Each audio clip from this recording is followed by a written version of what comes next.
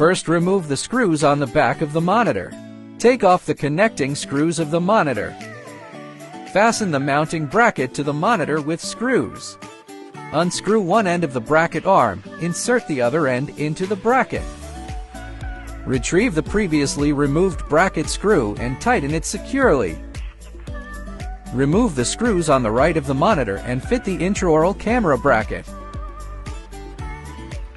Slip the column bracket over the dental chair arm and position it properly. Insert the large pressure plate, then the small ones on both sides. Adjust and fasten the screws. Fit the intraoral camera onto the column bracket. Fasten the bracket using the screws you took out earlier. Fit on the bracket cover and fasten. Set the intraoral camera on the bracket. Plug the other end into the display and fasten tight.